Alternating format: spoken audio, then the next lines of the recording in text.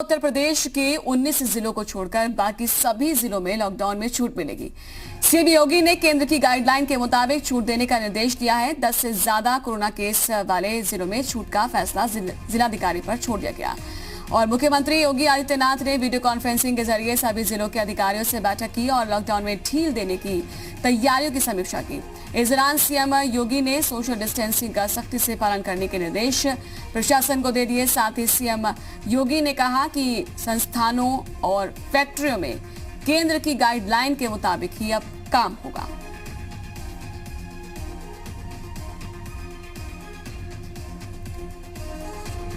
तो उत्तर प्रदेश के 19 जिलों को छोड़कर बाकी सभी जिलों में लॉकडाउन में छूट मिलेगी। मुख्यमंत्री योगी आदित्यनाथ ने केंद्र की गाइडलाइन के मुताबिक छूट देने के निर्देश दे दिए हैं। 10 से ज्यादा कोरोना केस वाले जिलों में छूट का फैसला जिलाधिकारी पर फिलहाल छोड़ दिया गया है, जिसके आधार पर गौतम बुद्ध नगर के डीएम ने साफ इनकार कर दिया कि यहां पर छूट नहीं दी जाएगी। तो सीएम योगी ने वीडियो कॉन्फ्रेंसिंग के जरिए सभी जिलों के अधिकारियों से बातचीत की और इस दौरान सीएम ने सोशल डिस्टेंसिंग का सख्ती से पालन कराने के निर्देश प्रशासन को दिए। साथ ही कहा कि संस्थानों और फैक्ट्रियों में केंद्र की गाइडलाइन के मुताबिक काम हो।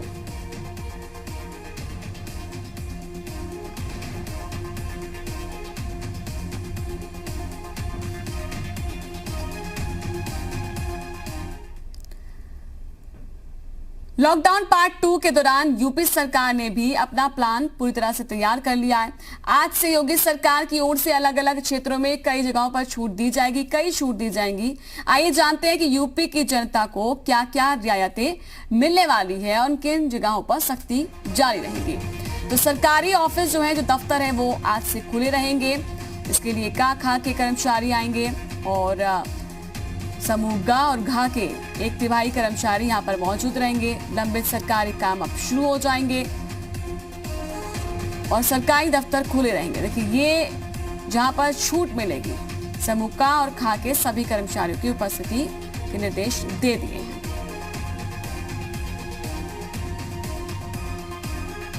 और देखिए, अब इन पर पाबंदी होगी। घरेलू और अंतर्राष्ट्रीय उड़ानों पर फिलहाल पाबंदी बरकरार है। शैक्षणिक जो संस्थान हैं, होटल्स हैं, उन पर भी पाबंदी अभी बरकरार है। ट्रेनिंग कोचिंग इंस्टीट्यूट से हैं, वो बंद रहेंगे, ये भी अभी चालू नहीं होंगे। टैक्सी ऑटो रिक्शा भी बंद हैं, अभी इस पर पाबंदी है। साइकिल रिक्शा और कैब पर भी पाबंदी है अभी। सिनेमा हॉल आप नहीं जा सकते, मॉल आप नहीं जा सकते, इस पर भी पाबंदी है। शॉपिंग कॉम्प्लेक्स भी नहीं आप जा सकते, यानी कि कुछ ही सेक्टर्स में से छूट दी है। जिम हो, स्पोर्ट्स क्लब हो, स्पोर्ट्स कॉम्प्लेक्स हो, स्विमिंग पूल हो, यहाँ पर भी आप लोग नहीं जा सकते। मुख्यमंत्री जी ने प्रमुख सचिव स्वास्थ्य को यह भी निर्देशित किया है कि जिन क्षेत्रों में या जिन जनपदों में 10 से अधिक पॉजिटिव केस आए हैं, उन पर अभी न खोलने पर भी विचार करने का उनको निर्देश दिया है। उन्होंने कोरोना संदिग्धों की टेस्टिंग अनिवार्य रूप से करने का भी निर्देश दिया है और इस बात पर बल देने का आदेश दिया है कि सोशल डिस्टेंसिंग का कड़ाई से पालन हो और 20 के बाद ये ना हो कि सोशल डिस्टेंसिंग में कहीं कोई कमी हो।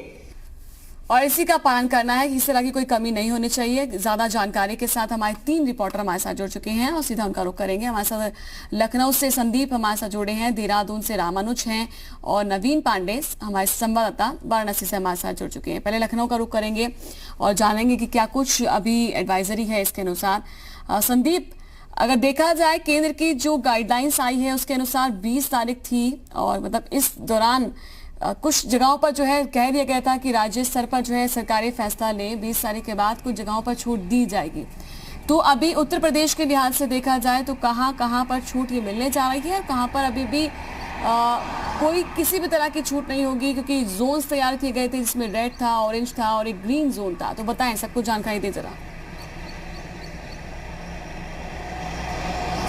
देखिए नैन्सी, लगातार केंद्र सरकार और एमएचए की गाइडलाइन थी कि जिन शहरों में 10 से ज़्यादा पेशेंट हैं कोरोना संक्रमण के, उन शहरों में विशेष सतर्कता बरतनी जरूरी है। और मुख्यमंत्री योगी आदित्यनाथ ने जब वीडियो कॉन्फ्रेंसिंग से सभी जिलों के जिलाधिकारियों को निर्देश दिए कि वो अपने स्तर से फैसला लें और ये भी कहा कि जो 10 से ज़्यादा जहां मरीज हैं, उत्तर प्रदेश में 5 सबसे बड़े जिले हॉट स्पॉट हैं, उसमें लखनऊ दूसरे स्थान पर है, आगरा पहले स्थान पर है, उसके बाद नोएडा, गौतम बुद्ध नगर है, उसके बाद मेरठ, सहारनपुर, लगातार यूपी में धीरे धीरे आंकड़ा जो है वो 1000 के पार पहुंच गया है। इस बीच एक और बड़ी कार्रवाई की उत्तर प्रदेश सरकार ने, जो डीजी हेल्थ है उनको हटा दिया गया है। जो डॉक्टर बद्री विशाल है, एक बड़ी खबर है कि किसी प्रदेश में डीजी हेल्थ को हटाना, जो पूरे स्वास्थ्य महकमे की अगुवाई कर रहा था, पूरे प्रदेश में जो कोविड-19 बीमारी से लड़ने की अगुवाई कर रहे थे, उनका जो मुखिया था स्वास्थ्य विभाग का, उसको हटा दिया गया है। ये उत्तर प्रदेश की सबसे बड़ी खबर है। कार्रवाई क्यों की गई, उनको क्यों प्रतीक्षा किया गया, उनकी जगह डीजी हेल्थ किसी और को बनाया गया, तो कहीं ना कहीं स्वास्थ्य सुविधाएं थी नैन्सी, उसमें दिक्कतें थी। जो पहले भी जिस तरीके से कार्रवाई नोएडा के जिलाधिकारी और वहां पर सीएमओ रहे उन पर की गई थी, ये दूसरी बड़ी कार्रवाई है उत्तर प्रदेश में। फिलहाल जिस तरीके से दर्शकों को पहले भी पूरी ग्राफिक्स के माध्यम से दर्शकों को पता लग गया है कि क्या खुलेंगे क्या बंद रहेंगे। जो लखनऊ है, लखनऊ में पूरी तरीके से लॉकडाउन की स्थिति जैसे पहले थी वैसे ही रहेगी, कुछ भी नहीं खुलेगा। जो लोक भवन और सचिवालय पहले की तरह वहां पर काम चल रहा था वो खुलेंगे, क्योंकि सचिवालय महत्वपूर्ण केंद्र है। दूसरी तरफ सबसे बड़ी जो राहत दी गई है उद्योगों को और जो कृषि है, मत्स्य है, पशुपालन है, इन क्षेत्रों को दी गई है नैन्सी, क्योंकि जो खाद्यान्न है, जो काश्तकार है, उस पर लगातार एक के बाद एक मार पड़ रही है। जिस तरीके से मौसम ने करवट बदली, ओलावृष्टि हुई, पर्वतीय इलाकों में भारी बारिश हुई, मैदानी इलाकों में, तो उनको राहत देने के लिए उनके गेहूं कटाई का समय है तो गेहूं भी खरीदा जाना है, ये राहत है। यातायात पूरी तरीके से लॉकडाउन रहेगा, कुछ भी नहीं खुलेगा 3 मई तक, जैसा पहले भी केंद्र की गाइडलाइन है। तो केंद्र की गाइडलाइन के अनुसार ही यहाँ पर काम किया गया है। जो नेशनल हाईवे हैं उनमें टोल शुरू हो रहा है आज से, ये भी दर्शकों को बहुत जानना जरूरी है, क्योंकि जो एक्सप्रेसवे हाईवे हैं वहाँ पर परमिशन के बाद एक राज्य से दूसरे राज्य जाना पड़ रहा है कई लोगों को, या फिर उत्तर प्रदेश में भी मूवमेंट हो रहा है एक जिलों से दूसरे जिलों, तो उनको टोल टैक्स देना होगा। ये एक बड़ी खबर है। दूसरा ठीक है, जो सबसे महत्वपूर्ण है वो ये है कि जिन जिलों में 10 से ज्यादा कोरोना पॉजिटिव मरीज है नैन्सी, वहां पर बिल्कुल भी कोई भी ढील नहीं दी गई है। ये फैसला जिलाधिकारियों पर भी छोड़ा गया है कि पर अभी भी पेशेंट हैं और संक्रमित एरिया है, वहां ढील नहीं है, आप ये कह रहे हैं। अभी आती हूँ आपके पास वापस। रामानुज, आपसे जानना चाहेंगे, क्योंकि केंद्र की घोषणा, उसके बाद ढील होना, और क्या समझे कब से, क्योंकि आज ही 20 तारीख है और अनाउंसमेंट हो चुका है कि कई क्षेत्रों में ढील होगी।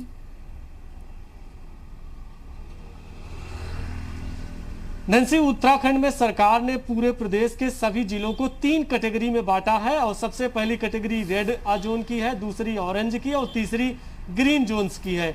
इन तीनों कैटेगरी के अलग अलग जिले भी हैं। रेड जोन में केवल उत्तराखंड में 2 जिले हैं, देहरादून और हरिद्वार, और इसके बाद ऑरेंज जोन में नैनीताल, ऊधम सिंह नगर और अल्मोड़ा, इस तरह के साथ में जिले रखे गए हैं, और साथ में पौड़ी भी है। तो ऑरेंज जोन के वो इलाके, वो क्षेत्र हैं, वो जिले हैं जहां पर कोरोना वायरस के पॉजिटिव मरीज मिले हैं, और जहां सरकार को उम्मीद है कि बेहतर हो सकता है या आगे चल के किसी तरह से और मरीज आ सकते हैं। और इसी तरह से सरकार ने तीसरी और कैटेगरी रखी है ग्रीन जोन की, और वो है उत्तरकाशी और साथ में रुद्रप्रयाग, चमोली, पिथौरागढ़, चंपावत, ये पर्वतीय क्षेत्र के जिले हैं जहां अभी तक किसी तरह से कोई मरीज नहीं आया है। इन 3 कैटेगरी के जिलों में जो केंद्र सरकार की गाइडलाइंस है उसके मुताबिक सशर्त काम करने के लिए गाइडलाइंस जारी की गई है।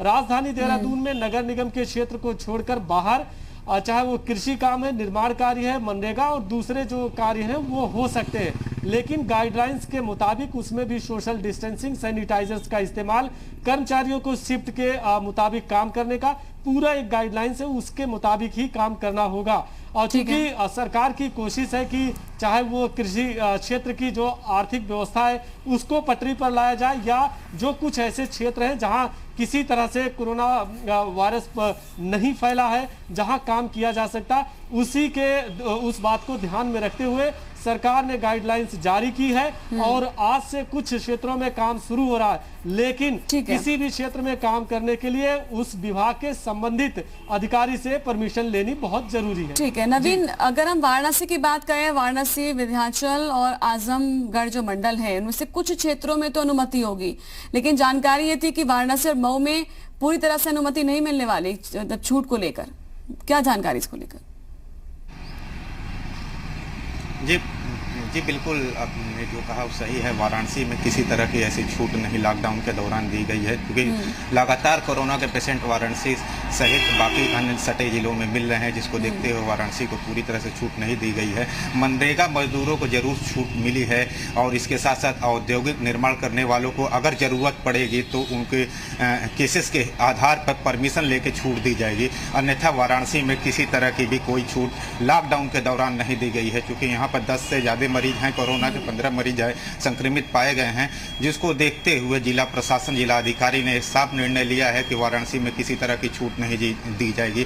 हालांकि काशीवासी इंतजार कर रहे थे कि छूट मिलेगी उन्हें 20 तारीख का, लेकिन पिछले 2-3 दिनों में जिस तरह से कोरोना के 5 से 6 मरीज आए हैं वाराणसी में, जिसको देखते हुए प्रशासन ने सीधे साफ तौर पर जो छूट देनी थी उनको छूट नहीं दी है और किसी तरह से भी लॉकडाउन में किसी को परहेज करने की भी इजाज़त नहीं दी गई है। लॉकडाउन का सख्ती से पालन कराने का निर्देश दिया गया है। इसके साथ साथ जो पहले स्थिति बनी हुई थी, जो जिस तरह से लोग पहले लॉकडाउन का पालन कर रहे थे, उस तरह ही केवल पालन करने का निर्देश है। अगर कोई भी इस दौरान पालन लॉकडाउन का तोड़ता है तो उसके खिलाफ सख्त कार्रवाई के भी आदेश जिलाधिकारी वाराणसी ने दे चुके हैं। तो चूंकि वाराणसी में कोरोना के 15 मरीज हैं, 6 हॉट स्पॉट बनाए गए हैं, जिसको देखते हुए वाराणसी में फिलहाल किसी तरह की छूट नहीं दी गई है। अगर सटे जिलों की बात करें तो सटे जिलों में भी फिलहाल जो पूर्वांचल के हैं वहाँ पर भी किसी तरह के ऐसे 1-2 जिले हैं जहाँ पर कोरोना के पेशेंट नहीं है। चूँकि शासन ने ये कहा है कि जहाँ भी 10 से अधिक पेशेंट हैं वहाँ पर नहीं छूट दी जाएगी। तो जहाँ पर अगर 10 से कम पेशेंट पाए गए हैं जिस जिले में, तो वहाँ पर छूट जरूर दी जा रही है।